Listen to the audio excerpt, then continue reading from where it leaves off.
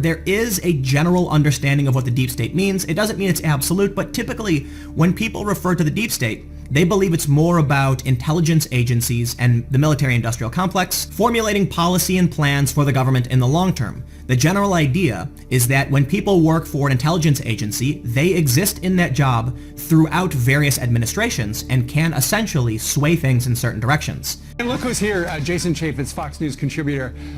Jason is the beneficiary of perhaps the greatest thing to ever happen on the day that a book drops. His brand new book, The Deep State, How an Army of Bureaucrats Protected Barack Obama and is Working to Destroy the Trump Agenda, is being published today. You can buy it at the stores. The same day after the President of the United States declassified all this stuff that proves there's a deep state.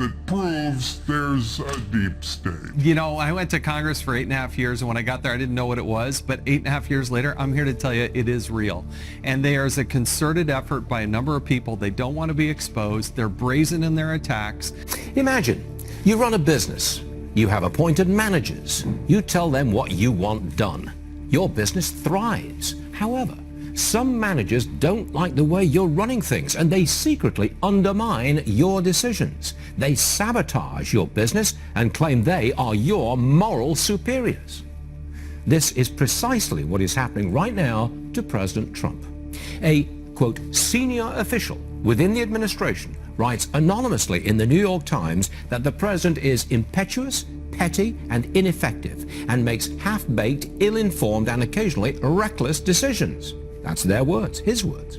This official, along with others, work to stall and reverse the president's policies. It's called sabotage from within, and it's going on now. I can't remember anything like this. The deep state conspirators are now actively frustrating the policies of a duly elected president. They think they know better than us. They must save us from ourselves. We've been hearing a lot about this so-called deep state. So let's use some basic logic to establish a simple fact that any rational person can acknowledge concerning the state or government, but that most people don't seem to be able to come to grips with. Frederick Bastiat, applying logic and truth, rightly wrote, "The state is that great fiction by which everyone seeks to live at the expense of everyone else." Lysander Spooner rightly observed that, quote, "A man's natural rights are his own, against the whole world, and any infringement of them is equally a crime, whether committed by one man or by millions, whether committed by one man calling himself a robber or by millions calling themselves government or the state." Guys, the state is government. And when you boil it all down, government is nothing more than a mental construct that holds people in very real bondage, like this half-pound plastic chair holds this horse in bondage. And when you look at the reality of our bondage to government, it's truly as laughable as witnessing a 1,000-pound beast thinking he can't in 1 second easily walk away from his supposed captor. If you've been around my channel very long, you can probably almost regurgitate the truism that government, or the state, otherwise known as statism, is the utterly insane idea that we give a small group of people the right to kidnap, imprison, harass, steal from, and kill us so that we can be protected from people who want to kidnap, harass, steal from, and kill us. Makes a lot of sense, right? In the mind of one who believes in government, or the statist, those few rulers in the state who have a monopoly on force have the moral right to tell us what to do and what not to do. And we have the moral obligation to obey those rulers. This is nonsense.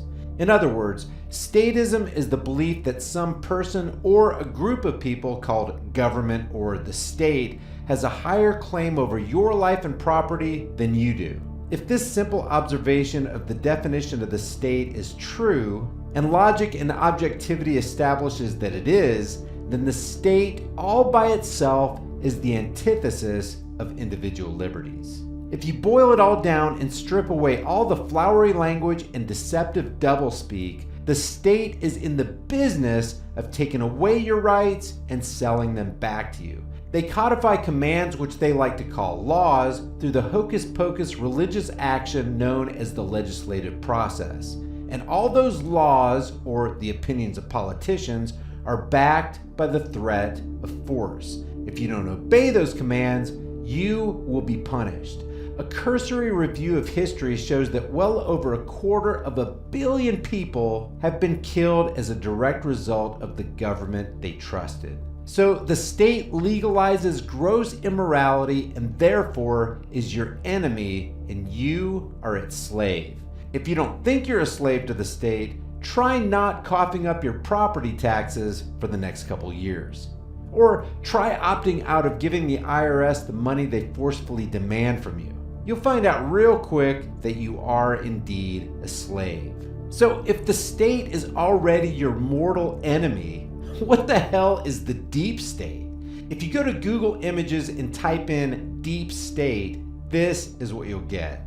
Image after image conveying this idea that there's this invisible, sinister group of individuals who move in concert as part of a shadowy government, working to overthrow the supposed elected officials in the regular government and therefore accelerate the demise of our so-called democracy, which is another ridiculous term that almost every pundit and government official throws around as though it were a good thing to be part of a democracy or majority rule scenario.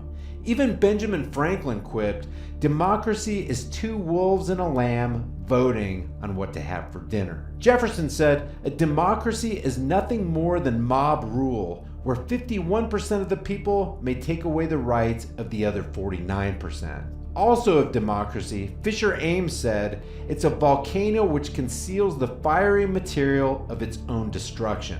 This will produce an eruption and carry desolation in their way." And Karl Marx, the father of communism, exclaimed, "Democracy is the road to socialism." And yet, name one mainstream media outlet that doesn't promote democracy as being synonymous with liberty. The idea of the deep state is often expressed as the existence of subversive individuals within the current government, which remember is already as corrupt as you can get, who are working against the interests of the governmental system and specifically against the current administration.